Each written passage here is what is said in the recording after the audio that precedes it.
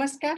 मी निवेदिता कछवा, स्वातंत्र्यवीर सावरकर मंडळ, निगडी, पुणे यांच्यातर्फे छत्रपती शिवाजी व्याख्यानमालेत सर्व मान्यवर श्रोत्यांचे मनःपूर्वक स्वागत करते.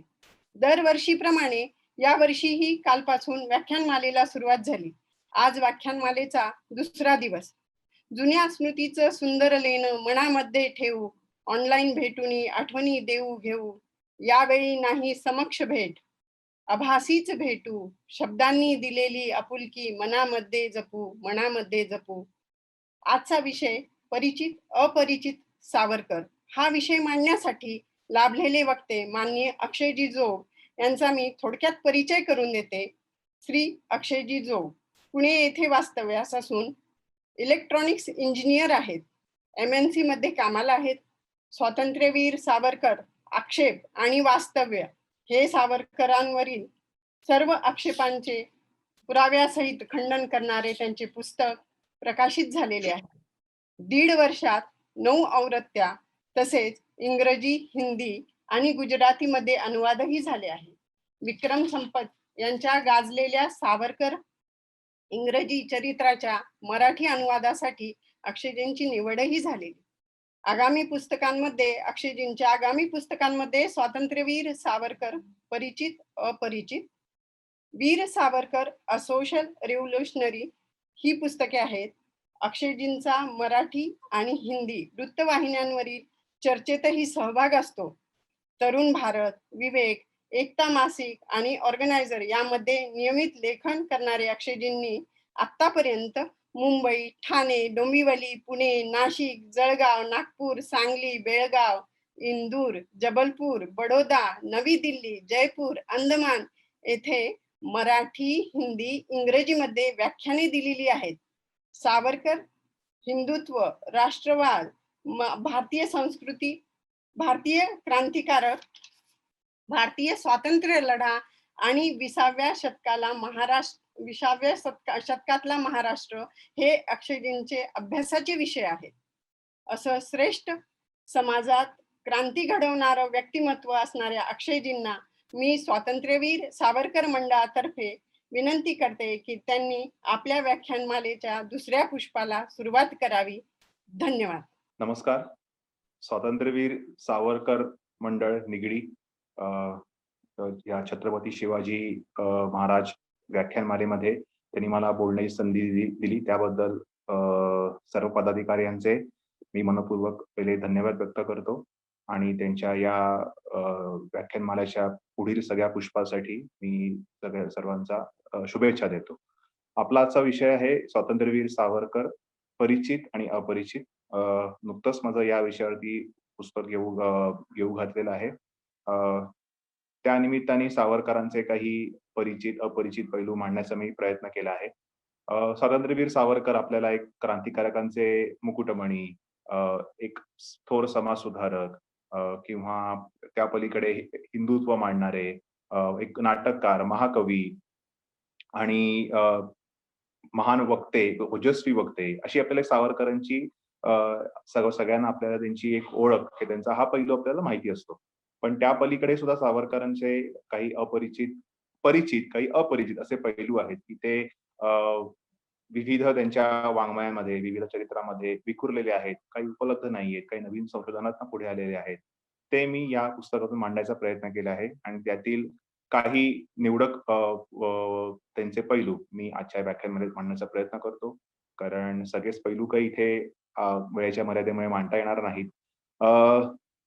आपल्याला माहिती असेल की सावरकरांनी काव्य लिहिली, जयस्तुते, सागरा प्राण तळमळला, अंदमानमध्ये लिहिलेला त्यांचा कमला काव्य, म्हणजे ते कवी तर होतेच, पण आपण म्हणू की ते एक महाकवी होते. त्यांनी मोठी खंडकाव्य पण लिहिलेली होती. स्वतःच त्यांनी एक वैनायक वृत्त तयार केलं होतं की ज्या वृत्तामध्ये काव्य रचली जातात. तर ते अंदमानमध्ये असताना त्यांना वृत्ताचे जे काही नियम असतात ते त्यांना आठवत नव्हते. म्हणून स्वतःच्या त्यांना जे काही काव्याचं त्यांना काही माहिती होती, त्यांना काही ज्ञान होतं, त्याच्या बळावर त्यांनी स्वतःचं एक वैनायक, त्यांचं नाव विनायक होतं, म्हणजे त्यांनी नाव दिलं वैनायक. त्यांनी वृत्त तयार केलं आणि त्यांनी ते काव्यरचना केली आणि नंतर जेव्हा बाहेर आल्यावर नंतर मग ते काव्य प्रसिद्ध झालं. त्यानंतरही सावरकरांनी विविध वेळोवेळी काव्यरचना केलेली होती. त्यासोबतच सावरकर एक नाटककार सुद्धा होते. त्यांची नाटकं दीनानाथ मंगेशकर, कोल्हटकर, बळवंत नाटक मंडळी यासारख्या प्रसिद्ध त्या काळातल्या नाटक मंडळी त्यांची नाटकं सादर केलेली होती. आणि म्हणजे नाटककार, कवी ह्या पलीकडे सुद्धा सावरकरांचा एक अपरिचित असा पैलू आहे. तो म्हणजे अभिनेते सावरकर. म्हणजे नाटक लिहिणाऱ्या सावरकरांनी कॉलेजमध्ये म्हणजे महाविद्यालयामध्ये असताना नाटकामध्ये अभिनय सुद्धा केला होता. हे बऱ्याच लोकांना माहीत नसतं. सावरकर जेव्हा फर्ग्युसन महाविद्यालयामध्ये पुण्यामध्ये शिकायला होते, तेव्हा त्यांनी 1902 साली जेव्हा त्यांनी प्रवेश घेतला, तेव्हा कारण जानेवारी त्यांनी प्रवेश घेतला आणि लगेच 2 महिन्यात म्हणजे मार्च-एप्रिलच्या दरम्यान अ, महाविद्यालयातर्फे एक नाटक बसवलं गेलं होतं. त्याचं नाव होतं त्राटिका. त्याच्यामध्ये सावरकरांनी अभिनय केला होता. पण त्या नाटकामध्ये त्यांची अशी काही विशेष काही उल्लेखनीय भूमिका अशी काही मुख्य पात्र किंवा अशी सपोर्टिव्ह विशेष काही उल्लेखनीय भूमिका नव्हती. पण त्यानंतर 1904 साली शेक्सपियरचं जे अथेल्लो नाटक आहे त्याच्यावरचं त्याचं मराठी रूपांतर म्हणजे झुंजारराव त्याच्यामध्ये सावरकरांनी खलनायकाची भूमिका केलेली होती.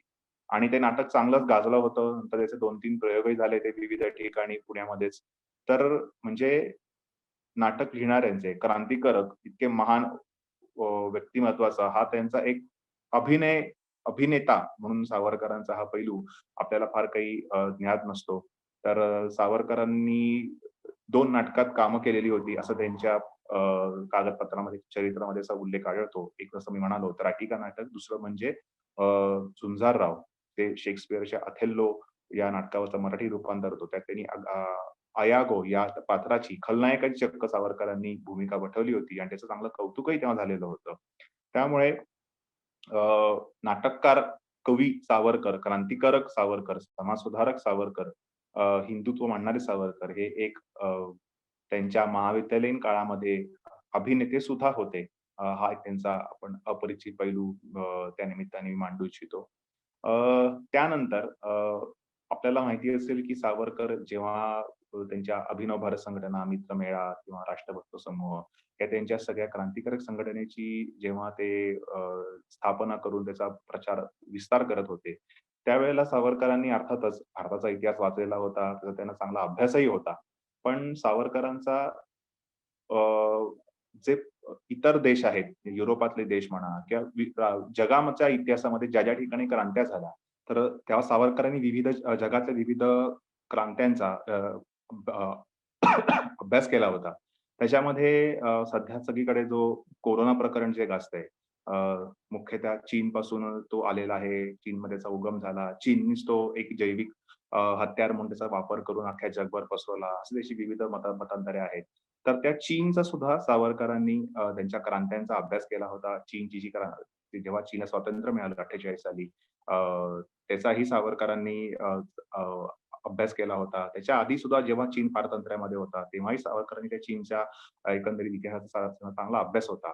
इतकंच काय तर सावरकर जेव्हा अंदमानमध्ये होते आणि अंदमानमध्ये असताना जेव्हा त्यांना फक्त वर्षामध्ये एकच पत्र आपल्या लहान भावाला म्हणजे डॉक्टर नारायणराव सावरकरांना लिहायची त्यांना अनुमती होती. तर तेव्हा सावरकरांनी सुद्धा त्यांच्या 1-2 पत्रामध्ये राजे विविध जगामध्ये विविध देशांची काय-काय अवस्था आहे, कुठले देश स्वतंत्र झालेत का?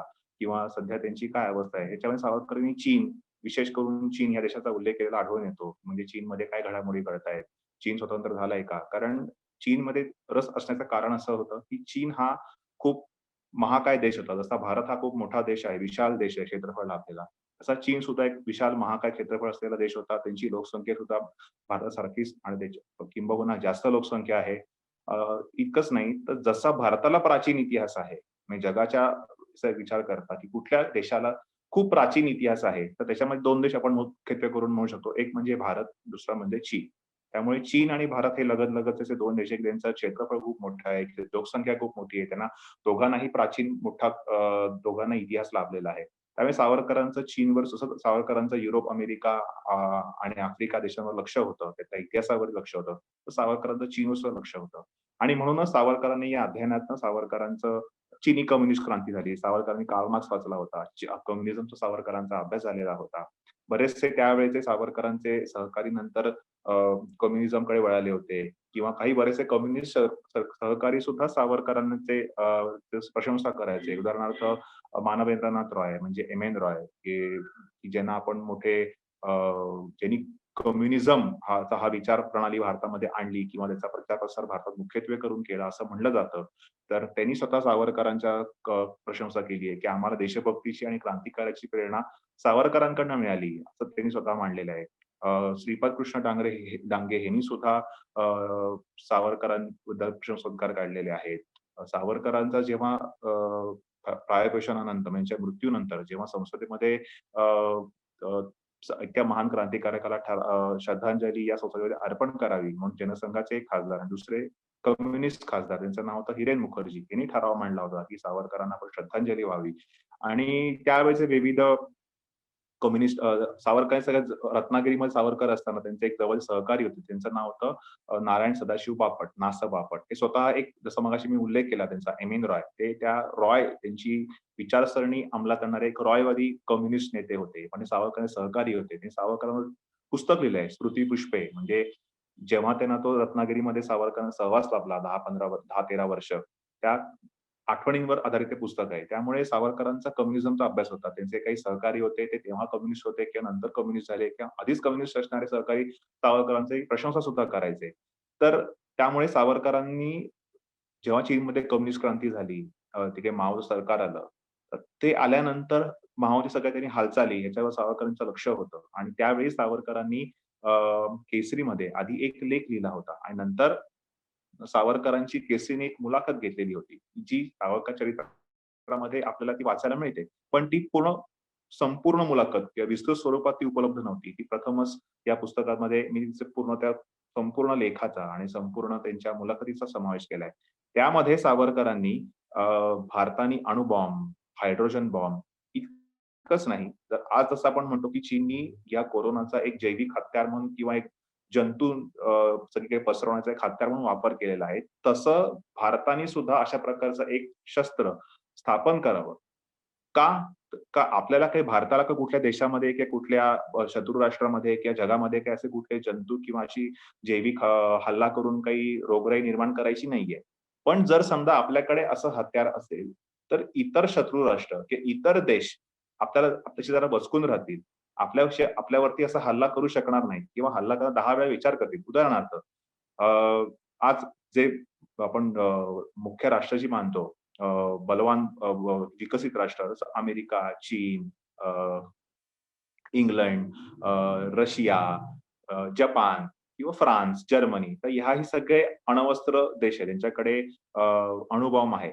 भारताने जेव्हा अणुबॉम्बचा ची चाचणी केली इंदिरा गांधींच्या काळामध्ये, नंतर वाजपेयींच्या काळामध्ये, त्यानंतर अ, भारताशी ज्या लोकांनी कधी वैर घेतलं किंवा ज्यांनी कधी भारतावरती काही दबाव आणण्याचा प्रयत्न केला, तर तेव्हा भारत हा अण्वस्त्रधारी देश असल्यामुळे आपल्याशी डील करताना, आपल्याशी व्यवहार करताना ती व्यक्ती, तो देश एक विचार करायचा, की बाबा नाही ह्यांच्याकडे सुद्धा अणुबॉम्ब आहे. म्हणजे उद्या सुद्धा कुठल्या भारतामध्ये एखाद्या राष्ट्राने अणुबॉम्ब समजा हल्ला केलाच, तर त्याला प्रत्युत्तर द्यायला भारताकडे ऑलरेडी एक अणुबॉम्ब आहे, हे त्यांच्या डोक्यामध्ये असतं आणि त्यामुळे कुठल्या देशाने भारतावरती अणुबॉम्ब टाकायचा किंवा हल्ला करायचा कधी प्रयत्न केला नाही, करूही नाहीये आणि होऊ नये.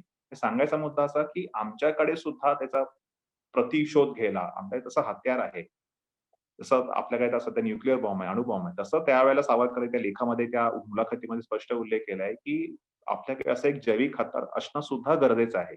विशेष करून या कोरोनाच्या काळामध्ये जसं विविध काही-काही लोकांचे दावे असे आहेतच, की दिसतंच ते, की चीननी ह्याचा कोरोनाचा जैविक हत्यार म्हणून वापर केलाय का? किंवा तसंच केलेला दिसतोय. तर तसंच म्हणजे एखाद्या व्यक्तीची इतकी दूरदृष्टी असू शकते, की हा चीन किंवा ही बलवान राष्ट्र इतर अविकसित राष्ट्रांना किंवा विकसनशील राष्ट्रांना दाबण्यासाठी काय-काय करू शकतील, कुठल्या पातळीपर्यंत जाऊ शकतील, या सगळ्या सावरकरांनी विचार केला होता आणि म्हणूनच त्यांना काउंटर करायला, त्यांना लढा द्यायला आपण सुद्धा तसंच आपल्याकडे ही सगळी शस्त्र, ही सगळी आयुधं असली पाहिजेत, हे सावरकरांनी विचार केला होता आणि अर्थातच सावरकरांची त्यांच्या प्रसिद्ध सावरकरांनी ते सगळ्यांना सावधान केलेलं होतं, की चीन हा आपल्याला अप्रत्यक्ष शत्रू आहे. पाकिस्तान हा आपला प्रत्यक्ष शत्रू आहे. तर त्याच्याशी उघड शत्रुत्व आहे. पण चीन हा आपला छुपा शत्रू किंवा अप्रत्यक्ष शत्रू आहे. तो आपल्यावरती कधी त्यांनी तिबेट तर ऑलरेडी गिळलेला आहेच. पण आता त्या तिबेट गिळल्यामुळे चीनची आणि भारताची सीमा ही समोरासमोर आलेली आहे. चीन हा आपल्यामध्ये एक बफर स्टेट होता. सावरकरांनी त्याला नाव दिलेलं आहे कीलक राष्ट्र. म्हणजे कीलक राष्ट्र किंवा बफर स्टेट ह्याचं महत्व आज तुम्ही कुठल्याही एखाद्या मोठ्या पॉलिटिकल सायन्सच्या विद्यार्थ्याला किंवा त्यातल्या एका तज्ञाला किंवा त्यातल्या एखाद्या प्रोफेसरला विचारा की कीलक राष्ट्राचं महत्व काय आहे? तो जे सांगेल तसंच महत्व सावरकरांनी त्यांच्या लेखामध्ये आणि मुलाखतीत सांगितलेलं आहे, की कीलक राष्ट्र असणं गरजेचं काय आहे? इतकंच काय तर इंग्रजांनी ते कीलक राष्ट्र तसं का राखून ठेवलं होतं? म्हणजे जेव्हा ब्रिटिशांचं आपल्यावरती राज्य होतं, आपण पारतंत्र्यामध्ये होतो, त्यावेळा अख्खा भारत त्यांच्या आधिपत्याखाली होता. पण तिबेट आणि नेपाळ त्यांनी आपल्या आधिपत्याखाली घेतला नाही. चीन काही भाग त्यांच्यात थोड्या प्रमाणात त्यांच्या वर्चस्वाखाली होता. त्या पलीकडचे देश त्यांच्या वर्चस्वाखाली होते. पण त्यांनी नेपाळ आणि तिबेट किंवा भूतान किंवा काश्मीर सारखी काही संस्थानं ही जे आपण बफर स्टेट किंवा कीलक राष्ट्र म्हणतो, ही त्यांनी तशी का राखली होती? ह्याला सुद्धा ह्याचं कारण ब्रिटिशांना त्याचं महत्व माहिती होतं, की 2 जी राष्ट्र आहेत, ती थेट त्यांच्या बॉर्डर्स एकमेकांशी मिळत असतील, तर कायम तिथे कुठला युद्धाचा संभव उद्भवतो, ताणतणाव असतो. तर अशाला तिबेटसारखं किंवा नेपाळसारखं, भूतानसारखं एखादं तिथे राष्ट्र असेल, तर त्यामुळे आपण थेट त्यांच्या सीमेशी भिडलं जात नाही. इतका ताणतणाव निर्माण होऊ शकत नाही. त्यासाठी त्यांच्या ह्याच्यामधला ताणतणाव कमी करण्यासाठी अशी ही राष्ट्र तिकडे असणं आवश्यक असतं, की ती तिथे आधीपासून होती. ठीक आहे, तुम्हाला काही निर्माण करण्याची गरज नाही. काश्मीर हा आपला भारताचा भाग होता आणि तेव्हा संस्थान होतं. नंतर ते भारतात पूर्णपणे सामील झालं. त्यामुळे ते काही असं बफर ठेवायची काहीच भारताला किंवा इंग्रजांना आवश्यकता नव्हती. ते तेव्हा संस्थान नंतर तो भारताचा भाग झाला. तर काश्मीरचा मुद्दा पूर्णपणे वेगळा आहे. तो भारताचाच भाग आहे. पण तिबेट आणि नेपाळ ही त्यांनी बफर स्टेट का ठेवली होती? याचं कारण काय होतं? ह्याचं महत्व हे मला वाटतं त्यावेळच्या समकालीन तेव्हाचे जे काही नेते किंवा पुढारी किंवा तज्ञ जे होते, यांच्यापेक्षा अतिशय खोलात जाऊन विचार करून एक संरक्षणात्मक दृष्ट्या एक डिप्लोमॅट म्हणजे आपण ज्याला म्हणतो, तो कसा विचार करेल आपल्या राजनीतीचा, कूटनीतीचा किंवा संरक्षण नीतीचा. त्या हिशोबाने विचार करून सावरकरांनी त्या ह्याच्यामध्ये कीलक राष्ट्रांचं महत्व मांडलेलं आहे आणि आज त्यातलं एक कीलक राष्ट्र म्हणजे तिबेट हे आज चीननी गिळंकृत केलेलं आहे. त्यामुळे आज चीनची भारताची सीमा थेट एकमेकांशी भिडलेली आहे. तिथे ताणतणाव निर्माण होऊ शकतो. त्याचं उदाहरण मागच्या वर्षी आपण परत पाहिलंच. जे 62चं युद्ध झालं त्यानंतर सुद्धा मागच्या वर्षीचं डोकलामचं आपण प्रकरण आपल्याला चांगलं माहितीच आहे. तर हे टाळण्यासाठी भारताने काय करायला हवं? आपली सज्जता कशी करायला हवी? या सगळ्याचं त्यांनी स्पष्ट दिलेलं होतं, सरकारला सांगितलेलं होतं. पण त्यावेळेच्या आपल्या नेत्यांनी ते ऐकलं नाही आणि त्याची परिणती 1962च्या युद्धात झाली आणि आपल्या पराभवात झाली. पण त्यानंतर आपल्या सगळ्या लोकांचे डोळे उघडले. नंतर आपण शस्त्रसज्ज झालो आणि 65च्या युद्धामध्ये पाकिस्तान विरुद्ध मात्र आपण त्यावर सज्ज असल्यामुळे आपण पाकिस्तानचा पराभव केला. तर हे एक सावरकरांचं परराष्ट्र धोरण, संरक्षण सिद्धता किंवा शस्त्रसज्जता आपल्याकडे आपण आपला देश प्रखर बलवान करायचा आहे, विकसित करायचा आहे, तर तो करायला हवाच. पण त्याच्यासाठी सुद्धा ही जी आक्रमण असतात परकीयांची किंवा अगदी आता पहिल्यासारखी आपल्याकडे काही खैबर खिंडीतनं किंवा कुठनं पूर्व पश्चिमेकडनं समुद्रातनं किंवा कुठनं असे काही लोक येऊन हल्ला करायचे दिवस आता तसे नाहीयेत. त्यामुळे आता थेट भारतावर आक्रमण कोणी करणार नाही. पण ही जी सीमारेषेवरची जी काही नेहमी ताणतणाव सुरू असतो. काही प्रदेश हस्तगत करणं जे जसं पाकिस्ताननी काश्मीरच्या त्या एका भाग त्यांच्या अधिपत्याखाली घेतलेला आहे. ज्याला आपण पाकव्याप्त काश्मीर म्हणतो किंवा चीननी काही सीमेलगतचा भाग त्यांच्या ताब्यात घेतलेला आहे. तर तो सोडवून पूर्णपणे मुक्त करून भारताचा भाग पूर्णपणे आपल्या अधिपत्याखाली आणणं किंवा तो आधिपत्य आणल्यानंतर सुद्धा ही जी काही शत्रू राष्ट्र आपली जी आहेत पाकिस्तानची, ही अशा प्रकारे थेट हल्ला न करता छुप्या पद्धतीने काही गोष्टी आपल्या ताब्यात आणू शकतात. तर त्यासाठी ह्याला काउंटर करण्यासाठी आपली संरक्षण नीती काय असायला हवी याचं अत्यंत एखाद्या संरक्षण तज्ञाला शोभेल असं त्यांनी त्या लेखामध्ये वर्णन केलेलं आहे. मुलाखतीमध्ये सुद्धा त्यांनी छान वर्णन केलंय. उदाहरण म्हणून त्यांनी तेव्हाच्या नवनिर्मित इस्रायलचं उदाहरण दिलेलं आहे. कारण तेव्हा इस्रायल नुकताच भारताच्या नंतर एक 8-9 महिन्यांनी 1948 साली स्वतंत्र झाला होता. त्यांनी स्वतःला कसं सिद्ध केलं होतं. इतकासा विद्वेष होता. सगळ्या बाजूनी तो शत्रू राष्ट्राने वेढलेला होता आणि तिथे पद्धत उलटी होती. तिथे इस्रायली शत्रू राष्ट्राची जमीन ते ऑक्युपाय करत गेले आणि इथे भारत इतकं अवाढव्य आणि की आपल्याकडे सगळी टेक्नॉलॉजी असूनही आपली जी नीतीमध्ये आपण जे निर्णय घ्यायची त्याच्यामध्ये कमी पडल्यामुळे किंवा गाफील राहिल्यामुळे आपण आपला तो काही भाग कसा गमावू शकतो आणि जो काही भाग आपल्याला 62च्या युद्धामध्ये थोडाफार आपल्याला 62 किंवा आधीच्या नंतर 48च्या वेळेला जेव्हा पाकिस्ताननी हल्ला केला तेव्हा पाक काश्मीर हे त्यांच्याकडे आपल्याला थोडेसे आहेत अजूनही काही ते आपल्याला आपल्याला घ्यायचे आहेत परत. तर ते त्यांच्याकडे जाऊ न देण्यासाठी त्या सावरकरांचं आपण ऐकलं असतं. तो जो आज आपण जो पाकव्याप्त काश्मीर म्हणतो, त्या चीननी काही भाग आपला गिळंकृत केलेला आहे, ते जे भाग म्हणतो आपण. ते भाग आज त्यांच्याकडे राहिले नसते. ते आपल्याकडेच राहिले असते. उलट भारताने आपले जे काही भाग आहेत ते त्यांच्याकडे गेलेले होते. त्याच्यावरती क्लेम केला असता. म्हणजे आज पाकव्याप्त काश्मीरची ऐवजी परिस्थिती उलटी असली असती. भारताने जे आपले भाग तेव्हा पाकिस्तान किंवा चीनकडे गेले, त्याच्यावरती आपण क्लेम करू शकलो असतो. म्हणजे हा जो फरक आहे, एखाद्या राष्ट्र नुसतं विकसित असून उपयोग नाही, तर त्याच्यामध्ये ते बलवान, प्रखर आणि शस्त्रसज्ज आणि संरक्षण सिद्ध असायला पाहिजे. तर ह्याचं उत्कृष्ट उदाहरण सावरकरांनी त्यांच्या त्या लेखामध्ये आणि मुलाखतीमध्ये केलेलं आहे. त्यानंतर सावरकरांचा परिचित, अपरिचित पैलूमध्ये आपल्या सगळ्यांना माहिती आहे, की सावरकरांनी रत्नागिरीमध्ये असताना मोठं समाजकार्य केलं. पण आपण आपल्याला त्यांनी जे काही सहभोजनाचे कार्यक्रम घेतले, तेव्हा तिथे त्यांनी सावरकर त्यांना पूर्वास्पृश्य म्हणायचे, अस्पृश्याच्या ऐवजी. त्यांचं म्हणणं होतं, की ते पूर्वी आपण त्यांना अस्पृश्य म्हणायचो. आपण त्यांना आज अस्पृश्य म्हणायची काही गरज नाहीये. त्यामुळे ते आपलीच लोकं आहेत, ते पण सगळे स्पृश्य आहेत. तर त्यामुळे ह्या पूर्वास्पृश्य सावरकरांनी काही बँड उभारले होते. म्हणजे लग्नामध्ये जे आपण बँड वापरतो, ते बँड उभारले होते. त्यांना त्यांची थोडक्यात त्यांना रोजीरोटी त्यांनी सुरू करून दिली होती. तसं भजनी मंडळ उभारलेलं होतं पूर्वास्पृश्यांचं. असं त्यांनी मंदिर प्रवेशाचा कार्यक्रम घेतला होता. विठ्ठल मंदिरात प्रवेश करणं, पतित पावन मंदिर उभारणं, हे आपल्या साधारणतः सगळ्या लोकांना एक माहिती असतं. आपण शेषराव मोरेंची पुस्तकं किंवा बाळाराव सावरकरांचे खंड त्यांनी वाचलेत. त्यांना काही माहिती त्यांना असेल. पण त्या पलीकडे जाऊन सावरकरांनी तेव्हा अ, फक्त म्हणजे सावरकरांनी फक्त काही त्या श्रद्धानंदमध्ये किंवा त्याच्या केसरीमध्ये फक्त लेख लिहिले नव्हते किंवा फक्त मंदिर प्रवेशाचे कार्यक्रम घेणं किंवा सहभोजन कार्यक्रम घेणं, मग ते तर फार आवश्यकच गोष्टी होत्या. पण त्या पलीकडे सुद्धा सावरकरांनी सावरकर असं म्हटलं, की एक मोठे साहित्यिक होते. सावरकरांनी त्यांच्या सगळ्या साहित्याचे प्रकार भारताला स्वातंत्र्य मिळवून देण्यासाठी त्यांनी ते वापरलेले होते. सावरकरांनी अ, जयसुते का त्यांचं काव्य लिहिलं. अ, विविध त्यांचे त्यांनी काही लेख लिहिले, ग्रंथ लिहिले. 1857 स्वातंत्र्य समर असो किंवा जोसेफ मॅझिनीची प्रस्तावना असो. तर तसंच त्या प्रकारे आपल्या समाज स्वातंत्र्यासाठी म्हणजे आपल्या भारत देशाला किंवा विशेष करून हिंदू समाजाला सामाजिक स्वातंत्र्य, समाज सुधारणा घडवून आणण्यासाठी सावरकरांनी त्यांचे सगळे साहित्य प्रकार हाताळलेले आहेत. उदाहरणार्थ, जसं सावरकरांनी ते पुस्तक लिहिलं होतं, 1857 स्वातंत्र्य समर, ही जी क्रांतिकारकांची गीताच म्हटली जाते. ती बऱ्याच लोकांना ती प्रेरणास्रोत ठरलेली. तसंच सावरकरांनी इथे विज्ञाननिष्ठ निबंध, जातीच्छेदक निबंध लिहिलेले होते. ते विविध लेखांचा संग्रह आहे. त्या म्हणजे सावरकरांनी लेख, निबंध या माध्यमातून सावरकरांनी प्रबोधन करायचा, सुधारणा करायचा प्रयत्न केला होता.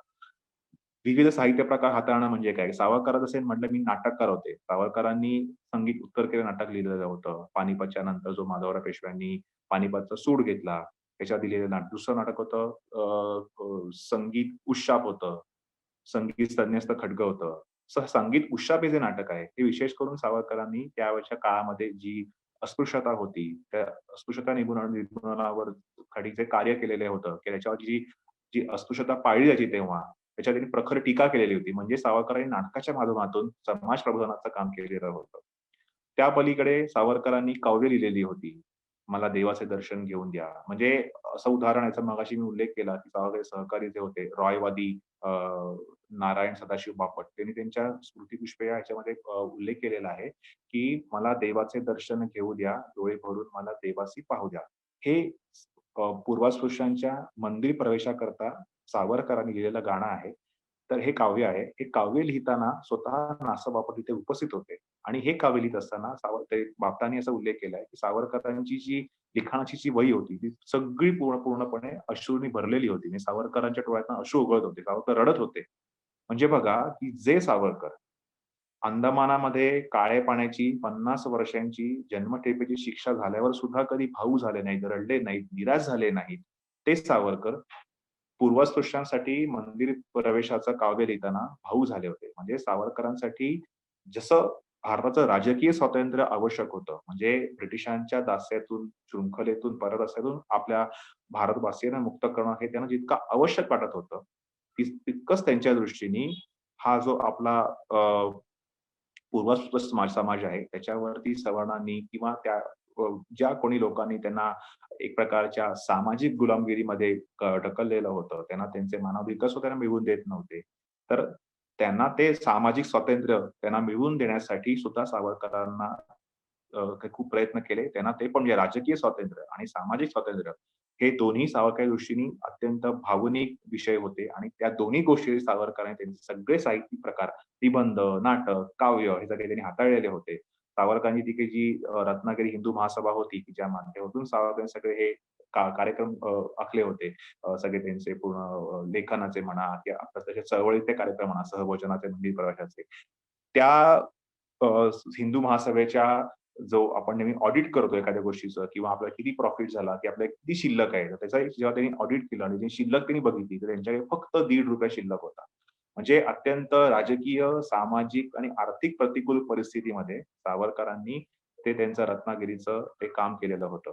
तर हा जो सावरकरांचा म्हणजे काम केलं आपल्याला माहिती आहे, पण कुठल्या परिस्थितीमध्ये काम केलं, त्यांची काय अवस्था होती, त्यांनी कसे वेगवेगळे साहित्यिक प्रकार त्यांनी हाताळले सावरकरांनी, हे आपल्याला माहीत नसतं. तर हा एक सावरकरांचा थोडासा अपरिचित पैलू मला वाटतं मांडणं गरजेचं आहे. त्यानंतर आपल्याला माहिती आहे की सावरकरांचं जे स्वातंत्र्य समर पुस्तक आहे, ते भगतसिंगांनी रिप्रिंट केलेलं होतं. त्याचं पुनर्प्रकाशन केलेलं होतं. पण आपल्याला हे माहीत नसतं, की ज्याप्रमाणे भगतसिंग हे स्वातंत्र्य समर या पुस्तकातून त्यांनी प्रेरणा घेतली होती. त्याप्रमाणे त्यांनी सावरकरांचं हिंदू पादशाही हा ग्रंथ वाचला होता. त्यातल्या काही नोट्स त्यांनी काढलेल्या होत्या. आणि त्यातल्या म्हणजे जी त्यांची जेल डायरी आहे भगतसिंगांची, त्या भगतसिंगांच्या जेल डायरीमध्ये त्यांनी जवळ-जवळ 100-125 लेखकांची काही वाक्य प्रसिद्ध कोट केलेली आहेत. त्याच्यामध्ये फक्त सावरकर असे एकमेव लेखक आहेत, की त्या की ज्यांची एकापेक्षा जास्त वाक्य कोट केलेली आहेत. बाकी सगळ्या लेखकांची एक-एकच वाक्य कोट केलेली आहेत एका पुस्तकातली. पण सावरकरांची हिंदू भाषामधली 6 वाक्य त्यांनी कोट केलेली आहेत. ते कधी फक्त त्यांनी मांडले त्यांनी काही पुढे ते टिप्पणी केलेली नाहीये, काही निष्कर्ष काढलेला नाही. ते फक्त त्यांनी कोट केलेली आहेत त्यांनी. ते तो सगळा तो मराठ्यांचा इतिहास मांडलेला आहे सावरकरांनी. त्यात ते त्यांनी ते सगळी ते वाक्य कोट केलेली आहेत. आणि अ, भगतसिंग हे तिकडच्या त्यावेळी काही 2-3 नियतकालिकामध्ये लेख लिहायचे. त्यात त्यांनी असा एक उल्लेख केलेला आहे. म्हणजे तेव्हा भगतसिंग मुक्त होते त्यावेळची गोष्ट आहे ती, की सावरकर आणि मदनलाल धिंगरा यांचा संवाद कसा झाला असेल, म्हणजे कशाप्रकारे सावरकरांनी धिंगराला प्रेरणा दिली असेल, ह्याचं त्यांनी एक छान वर्णन केलेलं आहे त्या लेखामध्ये. तो लेख मी या पुस्तकात घेतलेला आहे.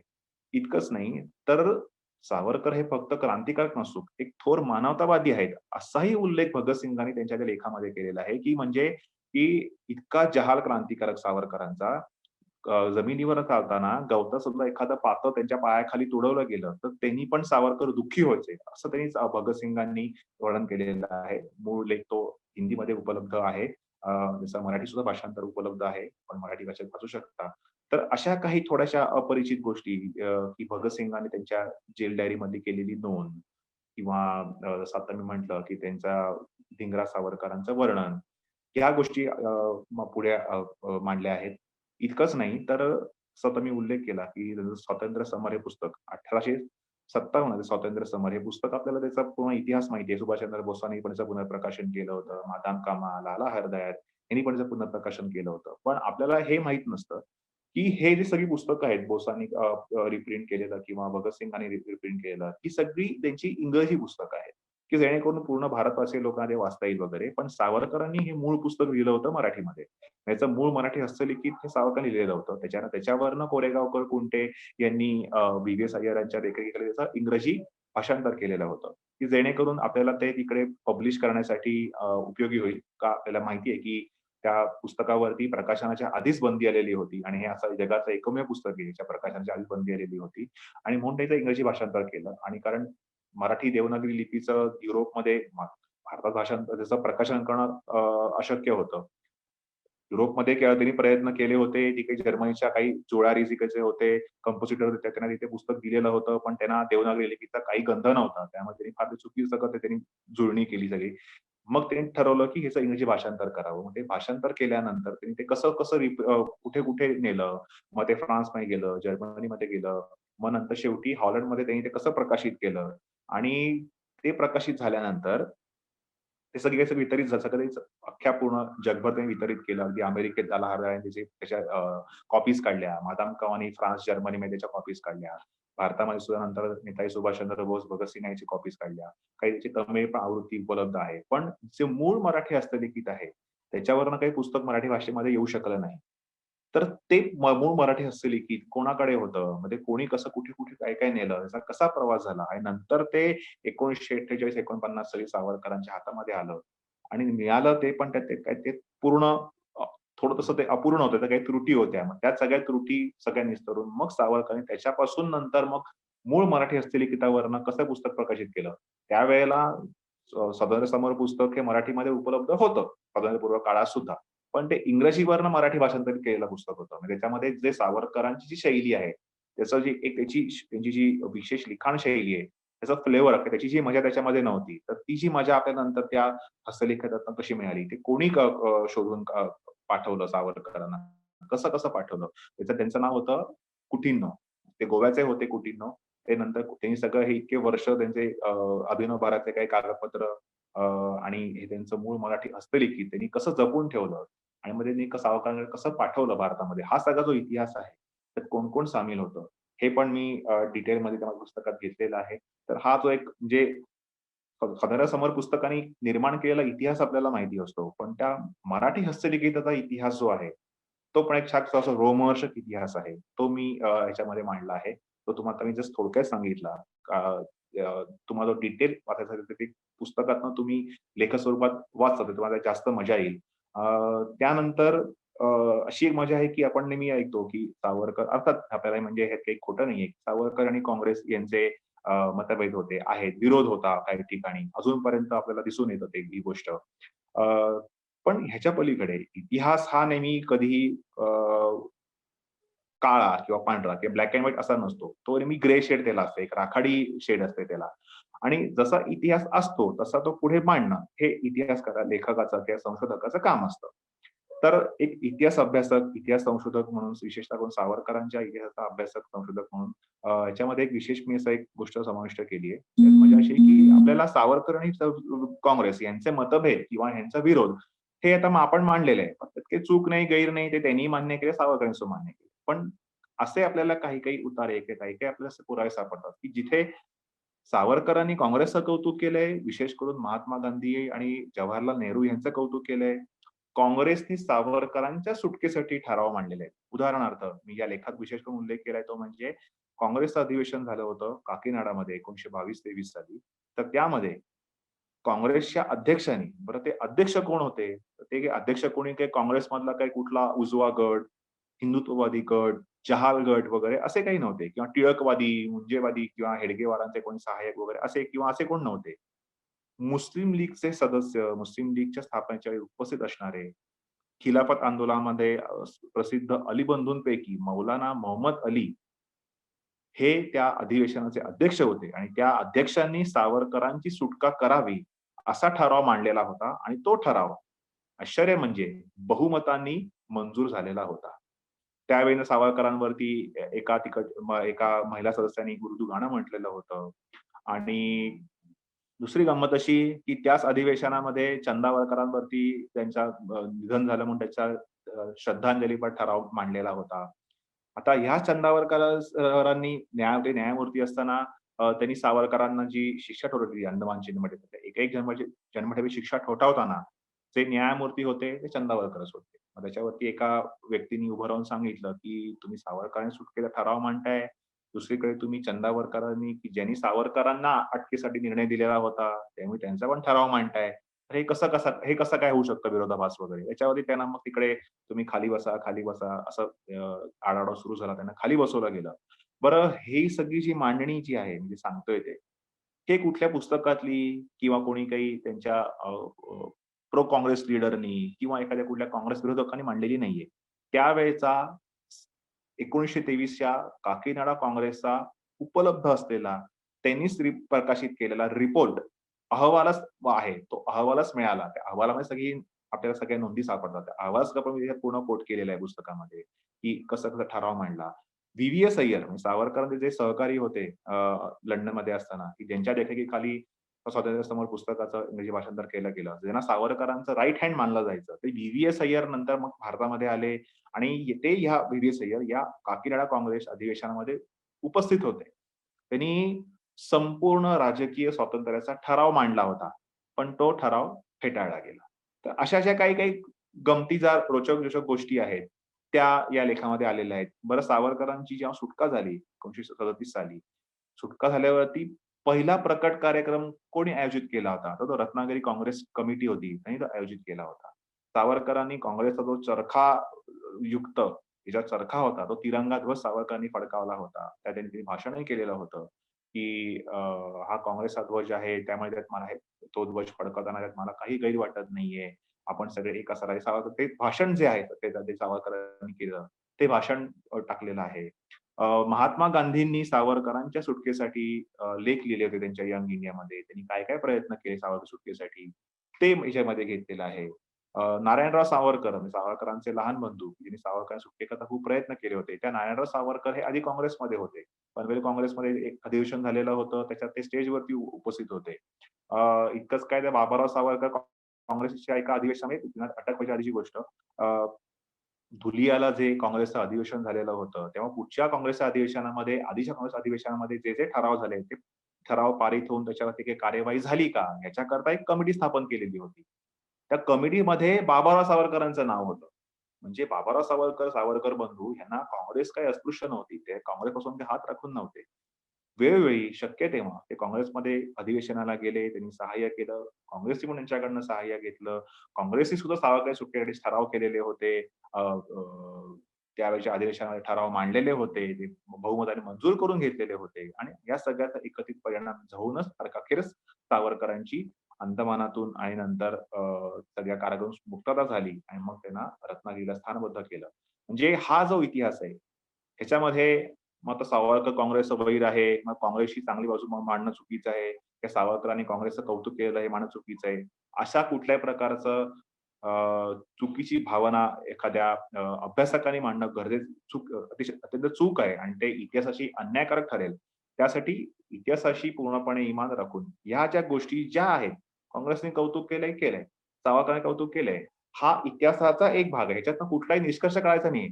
यातनं काँग्रेस काही सावरकरवादी, हिंदुत्ववादी होत नाही किंवा सावरकर काँग्रेसवादी होऊन किंवा काँग्रेसचे कार्यकर्ते सदस्य होते, काही सिद्ध करायचं नाहीये. पण हा जो इतिहास आहे, जो उपलब्ध आहे, ह्या ज्या नोंदी इतिहासामधल्या उपलब्ध नोंदी ज्या आहेत, त्या नोंदी जनतेसमोर आणणं गरजेचं आहे, की जेणेकरून जे एकमेकांमध्ये कधी-कधी द्वेषाचं, विरोधाचं जे वातावरण होतं, ते निवळू शकेल किंवा जे शक्य तिथे या दोघांनी एकत्र येऊन काम केलेलं आहे, देशहिताकरता काम केलेलं आहे. बाकी तुमचे जे आपापसात जे काही इंटरनल राजकीयदृष्ट्या ते मतभेद असतील, ते त्या तात्पुरते होते. सावरकर गांधींचे मतभेद होते, पण वैयक्तिकदृष्ट्या सावरकर आणि गांधी यांचं चांगली मैत्री होती. सावरकरांनी गांधींना लंडनमध्ये असताना अध्यक्ष म्हणून बोलावलेलं होतं. त्यांच्या अध्यक्षतेखाली खाली सावरकरांनी भाषण केलेलं होतं. त्यांच्या भाषणाचं मुक्तपणे गांधींनी त्याचं कौतुक केलेलं होतं, की इतकं सुरेख भाषण देशभक्तीवरती आधारलेलं मी आजतागायत कधी ऐकलेलं नाहीये. इतकंच काय तेव्हा याचा उल्लेख करावासा वाटतो, की मदनलाल धिंगरा जेव्हा फासावरती गेले, तेव्हा त्यांचं जे शेवटचं त्यांनी एक पत्रक काढलेलं होतं. अर्थात ते पत्रक सावरकरांनीच त्यांना लिहून दिलेलं होतं. मदनलाल धिंगरा जेव्हा त्यांच्या म्हणजे हत्या करायला गेले जॅक्सनची, तेव्हा त्यांच्या खिशामध्ये त्यांनी ते पत्रक टाकलेलं होतं. पण नंतर ब्रिटिशांनी ते गायब करून टाकलं. पण याची एक कॉपी सावरकरांकडे होती आणि त्यांनी ती छापून आणली त्याच्या वृत्तपत्रातनं. त्याचं नाव होतं चॅलेंज. तर त्याच्यातलं जे देशभक्तीपर सगळं ते त्यांचं वाक्य किंवा त्याचं जे वर्णन आहे, ते वर्णनानी नंतर जो पंतप्रधान झाला ब्रिटनचा, त्याचं नाव विन्स्टन चर्चिल. त्या चर्चिलने याचं कौतुक केलं पत्रकाचं, की देशभक्तीने ओथंबलेलं इतकं सुंदर पत्र मी आजतागायत कधी पाहिलेलं नाही. म्हणजे एक ब्रिटिश, तो ज्यांना आपण तस्यात ठेवलेलं आहे, त्या एखाद्या व्यक्तीच्या देशभक्तीचं मुक्त कंठाने कौतुक करतो. तर ह्याच्यातनं सिद्ध काहीच करायचं नाहीये. ह्याच्यातनं चर्चिल काय भारतप्रेमी वगैरे होत नाही. तो भारतद्वेष्टा होता, तो भारतीय जनतेचा द्वेष्टा होता, तो होताच. पण त्यांनी ह्या गोष्टीचं कौतुक केलंय. यातून सावरकरांचं मोठेपण दिसतं, की सावरकरांचं जे एक त्यातनं त्यांची जी साहित्यिक त्यांची जी देशभक्तीचं जे एक त्यांची जी कला होती देशभक्तीच्या आपल्या शब्दात मांडण्याची, त्याचं कौतुक केलेलं आहे चर्चिल. बरं चर्चिल हा पंतप्रधान फक्त नव्हता हां. त्याला साहित्यातलं नोबेल मिळालेलं होतं. म्हणजे जसं सावरकर एक साहित्यिक, देशभक्त आणि साहित्यिक होते. त्याप्रमाणेच चर्चिल सुद्धा पंतप्रधान राजकीय व्यक्तिमत्व ह्याच्या पलीकडे तो एक साहित्यिक होता आणि त्याला नोबेल प्राइज मिळालेलं आहे, हे लक्षात घ्या. तर एखाद्या साहित्याचा नोबेल मिळालेल्या माणसानी विरोधक असणाऱ्या माणसानी साम्राज्यवादाचा प्रतिनिधित्व करणाऱ्या माणसानी सावरकरांनी लिहिलेल्या पत्रकाचं कौतुक केलेलं आहे. तर ह्या ज्या गोष्टी अशा असतात ज्या त्या आपल्या अभ्यासात दिसल्या, नोंदी आल्या, त्या पुढे मांडायच्या असतात. त्यातून निष्कर्ष काय काढायचा हा तुम्ही वाचकाला सोपवू शकता. पण त्या मांडणं हे अभ्यासकाचं काम असतं आणि ह्यालाच तर संशोधन असं म्हणतात. तर अशा काही गोष्टी ह्याच्यातनं मी मांडलेल्या आहेत. त्या पलीकडे जाऊन एक मोठा दीर्घलेख जो प्रथमच या पुस्तकाच्या रूपामध्ये सगळ्या वाचकांना खुला होतोय. त्यातले मी काही अंश तुम्हाला सादर करतो म्हणजे तुम्हाला या पूर्ण लेखाची आयडिया येईल. कारण पूर्ण लेखाच्या मधल्या ज्या गोष्टी मांडणं इथे जरा वेळेच्या मानाने अशक्य आहे. तर त्या लेखाचं मुख्य शीर्षक असं आहे, की सावरकर टिळक, बॉम्ब पुस्तिका आणि क्रांतिकारकांचं जाळ.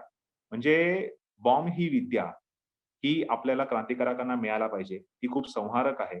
जसं पिस्तुलाने पण एका एका वेळेला काही विशिष्ट लोकांवर त्याच्यावरती हल्ला करू शकतो आणि पिस्तुलापेक्षा बॉम्बनी जी दहशत निर्माण होईल आणि जेणेकरून आपण ब्रिटिशांच्या दास्यातून आपण बाहेर पडू शकतो. ह्याचा विचार करून कशाप्रकारे सावरकरांच्या पुढाकारांनी सेनापती बापट, हेमचंद्र दास, मोतीलाल वर्मा आणि नाभा संस्थानचे मिर्झा अब्बास यांनी ती बॉम्ब पुस्तिका कशी मिळवली. अशी एक रशियन क्रांतिकारक होता निकोलस सांप्रॅन्स्की. त्यांनी त्यांना पुस्तिका दिली. ती पुस्तिका रशियन भाषेमध्ये होती. मग बापटांची एक जर्मन मैत्रीण होती अॅना खोस म्हणून. तिने सगळं याचं त्यांना रशियन टू इंग्रजी त्यांना भाषांतर करून दिलं. मग ती प्रत ते घेऊन सावरकरांना आले. सावरकरांनी त्या 3 प्रती परत सेनापती बापट, मोतीलाल वर्मा, हेमचंद्र दास यांच्याकडे ते भारतात पाठवल्या. बरं भारतात पाठवताना एक योग्य व्यक्ती कोण? तर ती योग्य व्यक्ती म्हणजे लोकमान्य टिळक. सगळे क्रांतिकारकांचं सगळ्यात आश्रयस्थान म्हणता येईल आपल्याला. तर त्या टिळकांना जाऊन मग त्या होतीलाल वर्माने ती पुस्तिका दिली. मग ते जाताना सुद्धा कसे सरळ गेले नाहीत. क्रांतिकारकांचं डोकं फार योग्य चालायचं म्हणजे शत्रू आपल्यावरती देखरेख ठेवून आहे त्यांना माहिती होतं. मग मोतीलाल वर्मा आधी अमेरिकेत गेले, मग जपानला गेले, मग चीनला गेले, मग हाँगकाँगला गेले. हाँगकाँगला गेल्यावरती तिकडच्या सुद्धा सेनेत त्यांनी काही राजद्रोह करायचा प्रयत्न केलेला होता. मग तिथून ते नंतर भारतामध्ये आले, महाराष्ट्रात आले, पुण्यात आले. पुण्यात ते त्यांना टिळकांना भेटले. त्यांची बॉम्ब पुस्तिका आहे, बॉम्बचं मॅन्युअल आहे. तर ते टिळकांना दिलं. मग टिळकांनी सुद्धा त्यांची एका दुसऱ्या व्यक्तीशी ओळख करून दिली. त्याचं नाव होतं गोविंदराव बापट. गोविंदराव बापटांनी आपलं स्वतःचं ज्ञान वापरून स्वदेशी बॉम्ब तयार केलेला होता. आणि त्याचा त्यांनी काही चाचण्या पण घेतलेल्या होत्या. त्यातला एक बॉम्ब टिळकांच्या घरी होता. नंतर तो ज्या सगळ्या झडती प्रकरण सुरू झालं, त्या तो वासुदेवराव जोशी यांनी तो हलवून दुसरीकडे नेऊन ठेवला. तर मग तो हा बॉम्ब घेतला. ह्या 2 पुस्तिका त्यांनी काढून बघितल्या गोविंदराव बापट, टिळकांनी वगैरे. ती पुस्तिका चांगली आहे वगैरे. नंतर ह्या पुस्तिकेवरूनच जी पुस्तिका नंतर हेमचंद्र दास यांनी ते बंगालला घेऊन गेले होते. मोतीलाल वर्मा यांनी टिळकांना आणून दिली. बापटांनी परत ती महाराष्ट्रामध्ये आले. अभिनव भारताचं जाळं जे आहे सावरकरांना दिली. बाबाराव सावरकर सगळ्या त्यांच्याकडून अभिनव भारताच्या सगळ्या लोकांना ती मध्ये ती त्याचा प्रचार प्रसार केला. ते बडोद्यापर्यंत गेलेले होते बाबाराव सावरकर सगळ्या ब्रिटिशांची नजर चुकवून. तिकडे त्यांनी प्रचार प्रसार केला होता. तिथून मग त्यांनी कोणाकोणाला कशा प्रकारे हे सगळं बॉम्ब पुस्तिका हलवली. नंतर अभिनव भारताचा वसईमध्ये बॉम्बचा कारखाना होता. याची खबरबात भारत स्वतंत्र होईपर्यंत ब्रिटिशांना लागलेली नव्हती. ह्या अभिनव भारतामधले एक सदस्य, क्रांतिकारक आणि सावरकरांचे मावस भाऊ वी.म. भट यांनी जेव्हा नंतर 50 साली अभिनव भारतावरती पुस्तक लिहिलं, त्यात त्यांनी ही गोष्ट प्रथम उघड केली, की वसईमध्ये आमचा बॉम्बचा असा कारखाना होता. त्यात आम्ही बॉम्ब निर्मितीचे प्रयोग केलेले होते. आणि जेव्हा सगळ्या अभिनव भारताच्या सदस्यांवरती जेव्हा त्यांची झडती घेण्यात आली, अनंत कान्हेरेंनी जॅक्सनचा वध केल्यानंतर, त्यावेळेला आम्ही हा कारखाना बंद केला गुपचूपपणे. त्यांनी किती गुप्तता पाळली होती. बरं तेव्हा काही आजच्यासारखे mobile phone, social media, internet ह्या गोष्टी नव्हत्या. फोन सुद्धा अगदी फार दुर्मिळ उपलब्ध होते. अशा गोष्टी नसताना बरं ती कम्युनिकेशनची किंवा दळणवळणाची साधनं फार खूप स्लो असतात. म्हणजे दळणवळण इतकंच वेगवान नसताना सुद्धा त्या काळी या लोकांनी ते कशाप्रकारे हे सगळं जाळं विस्तारलं होतं आणि वेळ येताच सगळं त्यांनी ते बंद करून टाकलेलं होतं. बॉम्ब पुस्तिकेचा प्रचार प्रसार कसा केला होता. त्याच्यामध्ये सावरकर टिळकांचे संबंध एकत्रित आलेले होते. जसं मी मगाशी उल्लेख केला, की टिळकांनी गोविंदराव बापटांना सांगितलं आणि त्यांचे प्रयोग करून बघितले. पुण्यामध्ये काही बुधवार पेठमध्ये किंवा वंदे मातरम एक मासिक होते. मासिकाच्या समोर 3 बॉम्बस्फोट झालेले होते पुण्यामध्ये. पण ते फार किरकोळ बॉम्बस्फोट होते. पण ह्या गोष्टी आपल्याला माहीत नसतात. त्यावेळेच्या काही नोंदीमध्ये सापडतात त्या. तर असे हे पुण्यामध्ये, बंगालमध्ये जेव्हा खुदिराम बोसनी जेव्हा प्रथमच भारतामध्ये बॉम्बचा वापर केला, तर ही जी पुस्तिका होती, हीच पुस्तिका होती. की ज्याच्यावरनं सावरकरांनी जी पाठवलेली होती आणि इव्हन त्या खटल्यामध्ये सुद्धा तो केनेडी होता न्यायमूर्ती. त्यांनी पण सांगितले की बाबाराव सावरकर आणि अभिनवादाच्या लोकांकडून मिळालेली बॉम्बची पुस्तिका आणि माणिकराव प्रकरणामध्ये सापडलेली बॉम्बची पुस्तिका या अक्षरशः तंतोतंत जुळणाऱ्या आहेत. त्यामुळे या सगळ्या बॉम्बस्फोटाच्या प्रकरणामध्ये सावरकरांचा कसा हात होता, सावरकरांनी कशी तिकडनं सगळ्या गोष्टी हलवलेल्या होत्या आणि त्यांचं हा जो एक वेगळा पैलू आहे किंवा टिळकांनी त्यानंतर त्याच्या आधी वासुदेव काका जोशी जे होते, ते जपानला गेलेले होते. सोबत नंतर त्यांचा पुतण्या गेलेला होता. त्यांचं नाव महादेवराव जोशी होतं. तिथे नंतर दुसरे गोविंदराव पोतदार होते. ते तिथे तिथे ही सगळी लोकं तिथे कागद निर्मिती किंवा आगपेट्यांचा किंवा काच निर्मितीचं तंत्र शिकायला जपानमध्ये लोकं गेलेली होती. ते निमित्त करून तिथे गेलेले होते. त्यांचा मूळ हेतू होता तिकडे जाऊन बॉम्बची विद्या शिकणं. हे सगळे लोकं बॉम्बची विद्या शिकले. महादेवराव जोशींनी बॉम्बचं कवच कसं तयार करायचं हे शिकलेले होते आणि ते महादेवराव जोशी हे जेव्हा मोतीलाल वर्मा हे जेव्हा जपानमध्ये होते, तेव्हा ते काही त्यांना भेटले होते आणि नंतर जेव्हा मोतीलाल वर्मा पुण्यामध्ये आले आणि तेव्हा ते परत महादेवराव जोशींना भेटले आणि तेव्हा महादेवराव जोशींनी त्यांना सांगितलं, की जपानमध्ये असताना जी मी बॉम्बची विद्या शिकलो, त्यातून हे बॉम्बचं कवच जे आहे, ते असं बनवायचं असतं. तेव्हा त्यांनी प्रत्यक्ष त्यांना बॉम्बचं कवच दाखवलं मोतीलाल वर्मांना महादेवराव जोशींनी आणि गोविंदराव पोतदार, ते मगाशी मी उल्लेख केला, ते पण तेव्हा तिथे जपानमध्ये होते. तर गोविंदराव पोतदार यांनी नंतर भारतामध्ये आल्यानंतर मुंबईमध्ये माहीमला त्यांनी स्वतः एक कारखाना सुरू केला होता काच निर्मितीचा. त्याच्यामध्ये विष्णू पिंगळे यांचं हे तिथे काम करायचे. नंतर आपल्याला माहिती आहे, की हे पिंगळे जे होते, हे नंतर अमेरिकेत गेल्यानंतर त्याचा क्रांतिकारी असं आपल्याला माहिती आहे. म्हणजे हे पिंगळे त्या ह्याच्यामध्ये काम करतात. बॉम्ब निर्मितीचं पोतदार हे तिकडून शिकून आले. बरं ह्या गोविंदराव पोतदारांनी विविध क्रांतिकारकांच्या संघटनांना ही जी बॉम्बची विद्या आहे, ती दिलेली होती. परत जपानमध्ये ही लोकं का गेली होती? कारण जपानमध्ये एक तोयामा मित्सुरा नावाचा त्यांचा क्रांतिकारक होता. तिथे जपानची एक संघटना होती. तिचं नाव शिना सोरिन आणि त्यांची क्रांतिकारक संघटना होती आणि त्यांनी भारतीय क्रांतिकारकांना पाठिंबा देण्यासाठी त्यांनी इंडो रोनिन नावाची एक वेगळी संस्था स्थापन केली होती, की तिच्या माध्यमातून भारतीय क्रांतिकारकांना सहाय्य करायचे. तर तेव्हा हे सगळं त्या टिळकांना, सावरकरांना, वासुदेवराव जोशींना माहीत होतं. म्हणून ते सगळे त्यांची सगळी सूत्र हलवून सगळी ताकद पणाला लावून त्यांनी काही-काही लोकांना जपानला पाठवलं होतं, काही-काही लोकांना रशियाला पाठवलं होतं, काही-काही लोकांना लंडनला पाठवलं होतं. सावरकरांचा तोच उद्देश होता, की बॅरिस्टरचा अभ्यास करायचा या नावाखाली लंडनमध्ये जायचं. चतुर्वेद शिबिरामध्ये जायचं आणि तिथे सगळी विद्या, त्यांचे कायदे कानून सगळं शिकून घ्यायचं आणि नंतर मग भारतामध्ये येऊन बॉम्बची विद्या अ, बॉम्बची विद्या कारण असं होतं, की त्यांनी बापट आणि मिर्झा अब्बास आणि मोतीलाल वर्मा आणि हिंगणा दास यांनी सगळ्यांनी शपथ घातलेली होती, की तुम्ही ही जी पुस्तिका आहे, ही पुस्तिका भारतामध्ये गेल्यानंतर किमान 100 संघटना किंवा व्यक्तींना मुख्य ह्यांना तुम्ही ही पोहोचवायची आणि वर्षभर तरी ह्या बॉम्ब निर्मितीचा तुम्ही प्रयोग करा. पण ॲक्चुअल बॉम्बस्फोट तुम्ही कुठल्याही अधिकाऱ्यावरती वर्षभर तरी करायचा नाही.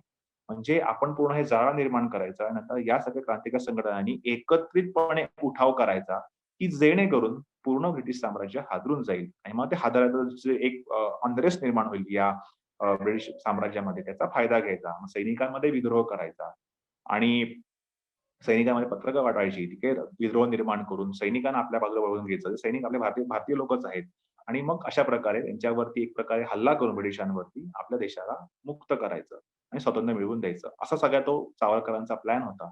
पण काही क्रांतिकारक जे फार अगतिक झालेले होते, त्यांनी आधीच जसं पिस्तुलाच्या प्रकरणामध्ये जसं त्यांनी आधीच कर्वे आणि त्यांच्या देशपांडे, पाटणकर त्यावेळचे लोकांनी आधीच त्यांना ते उतावे झालेले होते. कधी एकदा आपण या पिस्तुलांचा उपयोग करतो आणि कधी तो उपयोग करून त्यावेळी त्या अनंता कान्हेरेंनी जॅक्सनचा हत्या केली. ह्या सगळ्या गोष्टी घडल्या. खुदिराम बोसनी मुझफ्फरला ब्रिटिशाच्या ह्याच्यामध्ये तो बॉम्ब टाकला. पण त्यात तो ब्रिटिश अधिकारी नव्हताच. तिथे दुसऱ्याच कोणतरी ब्रिटिश अधिकारी म्हणजे स्त्रिया होत्या. तर त्यामुळे काय झालं, की पूर्ण जाळं विस्तारायच्या आतच, पूर्ण एकत्रित सगळा उठाव व्हायच्या आत त्यांच्या हाताला फक्त हे निवडक लहान-लहान लोकं लागल्यामुळे या क्रांतिकारकांच्या संघटना त्यांना नेस्तनाबूत करणं, नष्ट करणं त्यांना ब्रिटिशांना सोपं केलं. आणि शेवटी शेवटी तेच झालं, की अभिनव भारत संघटना इतकी विस्तारलेली होती, पण अनंत कानडेचं कार्य हे अत्यंत गौरवास्पदच, म्हणजे त्याच्या देशभक्तीबद्दल, क्रांतिकारक कार्याबद्दल सगळ्यांना आदरच आहे. पण त्यावेळेचे एकंदरीत आपण त्यांचे सहकारी किंवा सगळ्यांचे बघा, त्याच्याची टायमिंग जे होतं, की इतका थोडासा उतावळेपणा करायला नको होता. जरा थोडं थांबले असतं, आपण सगळ्यांनी एकत्रित उठाव करून काही एकत्रित गोष्टी केल्या असता, तर ह्याचा परिणाम चांगला झाला असता. तर त्यामुळे सगळं ते एक त्यांचं प्लॅनिंग होतं, सावरकर, टिळक आणि त्याच्या क्रांतिकारक थोडंसं फिसकटलं गेल्यामुळे अभिनव भारत संघटना जॅक्सन वधानंतर पूर्णपणे नेस्तनाबूत करायला त्यांना सोपं गेलं ब्रिटिशांना. तसंच बंगालमध्ये सुद्धा त्या खूप क्रांतिकारक संघटना ज्या होत्या तिथे स्थापन केलेल्या, त्याही त्यांना नेस्तनाबूत करायला, मग त्यांना काही काही जमाटेपेवर पाठवलं, काही फासावरती दिलं. हे ब्रिटिशांना सोपं गेलं. तर हे होऊ नये म्हणूनच सावरकर आणि टिळकांचा आग्रह होता, की तुम्ही जरा संयमी राहा, उतावीळ होऊ नका, गतिकपणा करू नका. यासाठीच त्यांचा आग्रह होता. पण अर्थातच काही आणि अशा गोष्टी काही कोणाच्या हातात नसतात. मोठ्या संघटना म्हटले की अशा गोष्टी घडत असतात. त्यामुळे खुदिराम बोस आणि अनंत कानडे यांच्या कार्याबद्दल त्यांना त्यांना करणारच. त्यांचं महान कार्य प्रशंसनीय आहे. त्यांच्या कार्याला मी वंदन करतोच. ते महान देशभक्त आहेतच. त्यात वादच नाहीये. पण थोडंसं टायमिंग थोडं चुकल्यामुळे त्याचा परिणाम जितका व्हायला हवा होता, तितका झाला नाही आणि स्वातंत्र्य जे आपलं आहे, ते थोडंसं लांबणीवर पडलं. तर ह्या सगळ्या ज्या गोष्टी आणि महत्त्वाची गोष्ट अशी, की जसं मी म्हणालो, की अनंत कान्हेरे, की खुदिराम बोस, की सावरकर यांचे जे एक प्रकारचं ते हिंसक कृत्य केलेलं होतं. तर 1952 साली सावरकरांनी त्यांच्या अभिनव भारत संघटनेचं विसर्जन केलेलं होतं. त्याचा त्यांनी सांगा समारंभ पुण्यामध्ये केलेला होता. तर ते पण मी कोट केलेलं आहे. म्हणजे नुसतं फक्त हे क्रांतिकारकांच्या हिंसक कारवाया मांडणं आणि हे करणं हा उद्देश नाहीये. तेव्हा भारत पारतंत्र्यामध्ये होता. सावरकरांनी सांगितले, की जेव्हा आपला भारत एखाद्या परकीय राष्ट्राच्या पारतंत्र्याखालीमध्ये असतो आणि आपल्याला दुसरा कुठला उपाय नसतो, तेव्हा आणि तेव्हाच फक्त भारतीय लोकांनी परकीय राज्यकर्त्यांच्या विरुद्ध हिंसक उठाव करून, म्हणजे असं काही पिस्तुलाने हत्या करणं किंवा बॉम्बस्फोट करणं किंवा चळवळी करणं, उठाव करणं, द्रोह करणं सैन्यामध्ये, या गोष्टी समर्थनीय ठरतात.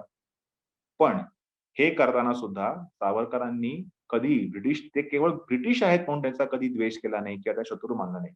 आणि म्हणूनच सावरकरांचे ब्रिटिश सहकारी सुद्धा होते. उदाहरणार्थ हेनरी मायर्स हिंडमन होते, गाय अल्ट्रेड होते, डेव्हिड गार्नेट होते, की जे स्वतः जन्माने ब्रिटिश होते, पण त्यांचा भारतीय स्वातंत्र्याला पूर्णपणे पाठिंबा होता. त्याबरोबरच भारत एकदा स्वतंत्र झाल्यावरती, म्हणजे 1947 ला भारत स्वतंत्र झाल्यावरती सगळ्या क्रांतिकारकांनी आपली ही जी हिंसक क्रांतीची वृत्ती जी आहे, त्याला पूर्णपणे त्याग करायला पाहिजे. आणि स्वतंत्र भारतामध्ये कुठल्याही प्रकारे आता हे सगळे राज्यकर्ते सगळे आपलेच आहेत. ठीक आहे. तुम्ही म्हणाल, की ते त्यांची विचारसरणी किंवा काही गोष्टी तुमचे मतभेद आहेत, विचारसरणी वेगळी आहे. पण विचारसरणी जरी वेगळी असली, तरी ते आपले स्वकीय लोकच आहेत. त्यामुळे त्यांच्या विरुद्ध कुठल्याही प्रकारचा विरोध करायचा तुम्हाला असेल, तर विरोध पूर्णपणे अहिंसक असायला हवा. सत्याग्रह, अहिंसक चळवळ किंवा आंदोलनं यांच्या माध्यमातून जे लीगल गोष्टी किंवा एखाद्या न्यायालयामध्ये केस फाईल करणं, एखादा कुठला गुन्हा असेल तर गुन्हा दाखल करणं, कुठल्याप्रकारे कायदा हातात न घेता अशा गोष्टी तुम्ही लीगल दृष्ट्या, अहिंसक दृष्ट्या तुम्ही तुमच्या म्हणणं मांडायचं, अशा गोष्टी करायच्या. पण कुठल्याही प्रकारे तुम्ही कुठल्याही कारणास्तव हातामध्ये शस्त्र आता घ्यायचं नाही. हे सावरकरांनी सांगितलेलं होतं आणि हेही त्या लेखाच्या शेवटी मी कोट केलेलं आहे, की हे सगळं जे कार्य जे आहे, या सगळ्या आपल्या महान क्रांतिकारकांचं अनंत कान्हेरे काय, खुदिराम बोस काय किंवा मदनलाल धिंगरा काय, हे त्यावेळेला ते समर्थनीय होतं. पण आज स्वतंत्र भारतामध्ये अशा प्रकारचं कुठल्याही प्रकारचं हिंसक कृत्य, ती समजा व्यक्ती आज जरी असती अनंत कान्हेरे किंवा, तर त्यांना स्वतःला पण ती पटली नसती. समजा अनंत कान्हेरे, खुदिराम बोस काही धिंगरा असते, तर त्यांनी सुद्धा आज लोकशाही आणि अहिंसक मार्ग अवलंबूनच आपल्या मागण्या जनतेपुढे, राज्यकर्त्यांपुढे मांडल्या असत्या आणि आपल्या ह्या देशाला पुढे विकसित करावा आणि हातभार लावला असता. त्यामुळे स्वतंत्र भारतामध्ये सगळ्या भारतीय लोकांनी, प्रत्येक माणसानी आपली जी पूर्वी म्हणजे क्रांतिकारकांनी जी एक प्रकारे हिंसक वृत्ती अवलंबलेली होती, त्याचा त्याग करायला हवा आणि पूर्णपणे अहिंसक व्हायला हवं. आणि लोकशाहीच्या माध्यमातून तुम्हाला कुठलं परिवर्तन हवं असेल, तर तुम्हाला मतदान हा तुम्हाला एक शस्त्र म्हणा किंवा अस्त्र म्हणा उपलब्ध करून दिलेलं आहे आपल्या संविधानाने. त्या मतदानाचा उपयोग करा आणि सत्ता परिवर्तन तुम्ही करू शकता. तर त्याप्रमाणे सावरकरांचे इतके हे संयमित, संतुलित आणि दूरदृष्टीचे विचार हे आपल्याला विविध ठिकाणी आपल्याला वाचायला मिळतात. त्यामुळे क्रांतिकारक सावरकर ह्यांचा हा जो विचार होता, की देश स्वतंत्र झाल्यावरती आपल्या क्रांतिवृत्तीचं त्याग करून त्याचं म्हणजे थोडक्यात सावरकरांनी सांगितलेलं आहे, की कुठल्याही प्रकारच्या अंतर्गत गोष्टीसाठी फॉर इंटरनल सिक्युरिटीसाठी आता आपल्याला गांधीवाद म्हणजे अहिंसा ही आपल्याला आवश्यक आहे. हां, तुम्हाला शत्रू राष्ट्राशी तुम्हाला काही डील करायचं असेल, चीन म्हणा, पाकिस्तान म्हणा, याच्याशी तुम्हाला समजा काही तुमचं उद्या काही युद्ध निर्माण झालं, 65, 65, 71 कारगिल किंवा आताचा आपण काही सर्जिकल स्ट्राईक किंवा एअर स्ट्राईक किंवा काही कुठलं दहशतवादी कारवाया असतील शत्रू राष्ट्राने आपल्या देशामध्ये केलेल्या, तर अशा गोष्टी तुम्हाला विरोध करायला, की लढा द्यायला आपले पोलीस आहेत, सैनिक आहेत, तर त्यांनाच फक्त हातात शस्त्र घ्यायचं अलाऊ आहे. ते पण फक्त परकीय शत्रू विरुद्ध किंवा गुन्हेगारांच्या विरुद्ध. पण सामान्य माणसाने आणि कधीही हातात शस्त्र घेता कामा नये आणि इंटरनल सिक्युरिटीसाठी गांधी मार्ग, अहिंसक मार्ग अवलंबायला हवा आणि परकीय परराष्ट्र धोरण, डिप्लोमसीसाठी शत्रूशी व्यवहार करताना, शत्रू राष्ट्राशी व्यवहार करताना मात्र आपल्या सावरकरवादच त्यांची राजकीय कूटनीती, कुष्ठनीती म्हणा किंवा चाणक्य नीती म्हणा, तीच अवलंबायला हवी, असं स्वतः सावरकरच सांगतात. म्हणजे क्रांतिकारक सावरकरांनी भागानगरचा म्हणजे हैदराबादचा निशस्त्र प्रतिकार हा लढा म्हणजे जो पूर्णपणे निशस्त्र म्हणजे अहिंसक लढा होता, तो सावरकरांनी उभारलेला होता आणि तो यशस्वी करून दाखवलेला होता. म्हणजे सावरकरांना अहिंसेचं वावडं नव्हतं. हे पण हे सांगणं जास्त गरजेचं आहे. सावरकर हे किती एक बॅलन्स माइंडेड व्यक्तिमत्व होतं आणि कवी म्हणाले सावरकर कसे स्वप्नात न वावरणारे होते, व्यवहारात वावरणारे होते. त्या व्यवहाराचं भान होतं. तर त्यांचा हा जो पैलू आहे, हा पैलू मला वाटतं जास्त कधी पुढे आला नाहीये. तो त्यांचं हे क्रांतिकारकांचं जाळं मी या माध्यमातून प्रकट करायचा प्रयत्न केलेला आहे. असे अजूनही सावरकरांचे बरेचसे परिचित, अपरिचित पैलू आहेत, की जे या व्याख्यानामध्ये मांडता येणार नाही, जे मला माझ्या पुस्तकात सुद्धा अजून पूर्णपणे मांडता आले नाहीत. त्यासाठी वेगळं बहुतेक भाग 2 पुस्तक लिहावं लागेल किंवा विविध अजून मोठं ग्रंथ निर्माण करावा लागेल. इतकं सावरकरांचं व्यक्तिमत्व अष्टपैलू नव्हे, शतपैलू व्यक्तिमत्व होतं आणि जसा अभ्यास करत जातो, तसं ते नवीन-नवीन त्यांचे पैलू आपल्या समोर येत जातात. तर अशा या स्वातंत्र्यवीर सावरकर यांचा साहित्याचा, त्यांच्या वाङ्मयाचा आपण सर्व देशभक्त व्यक्तींनी याचा अभ्यास करावा आणि त्यातून आत्ताच्या आपल्या भारताला काय आवश्यक आहे? त्या सावरकरांचं क्रांतिकारी आहे की आता सध्या काही उपयोगाचं नाही. तर सावरकरांनी सांगितलेलं आहे. म्हणून सावरकरांनी 1952 साली त्यांची अभिनव बाबाची क्रांतिकारी संघटना याचं विसर्जन केलेलं होतं. पण सध्या मग आवश्यक आहे सावरकरांचं जे समाजकार्य, समाज सुधारणेवर सावरकरांचे जे विचार आहेत, ते आपल्याला आवश्यक आहेत. अजूनही समाजामध्ये काही प्रमाणामध्ये जातीभेद, अस्पृश्यता आहे, ती नष्ट करायला हवी. त्या अंधश्रद्धा आहे, ती नष्ट करायला हवी. परराष्ट्र धोरणामध्ये सावरकरांचे विचार अंमलात आणायला हवेत. त्या पलीकडे सावरकरांचे लोकशाहीवादी, मानवतावादी जे विचार होते, ते अजून पुढे आलेले नाहीयेत. तर त्याचाही अभ्यास करायला हवा. तर अशा विविध सावरकरांचे पैलूंचा सतत अभ्यास होऊन त्यांचा हा जो अपरिचित किंवा त्यांचे जे दुर्लक्षित पैलू हे मांडणं गरजेचं आहे आणि जे मुख्यत्वे करून आज 21st सेंच्युरीमध्ये 21व्या शतकामध्ये भारताला आवश्यक आहेत, त्या गोष्टींचा जास्त करून प्रचार प्रसार करणं आणि त्या दृष्टीने जेणेकरून आपल्या समाजाची प्रगती, राष्ट्राची प्रगती करणं आणि जे आपलं एक सर्वांचं एक स्वप्न आहे वसुधैव कुटुंबकम ते अंमलात आणणं हीच वाटतं मला वाटतं सावरकरांना खरी श्रद्धांजली ठरेल. तर त्या दृष्टीने सर्वांनी सावरकर याचा अभ्यास करावा आणि विविध लेखकांची पुस्तकं उपलब्ध आहेत तीही नक्की वाचावीत. धनंजय कीर आहेत, वि.सी. जोशी आहेत, नुकतंच आलेलं विक्रम संपत यांचं चैत्र आहे इंग्रजीमध्ये 28 मेला आता त्याचा दुसरा खंड येतोय. तर आपल्याला भरपूर वाङ्मय उपलब्ध आहे, नेटवरती आहे, पुस्तकं उपलब्ध आहेत. सगळ्याचा अभ्यास करा. ही पुस्तक हा खरंच आपल्याला एक आपला अबोल आपला एक तो मार्गदर्शक असतो, वाटाड्या असतो, साथीदार असतो. तर तुम्हाला जो तुम्हाला विषय आवडीचा असेल, कथा, कादंबऱ्या, नाटक, पुस्तक वाचा. पुस्तक आपला खरंच मित्र असतो, सोबती असतो.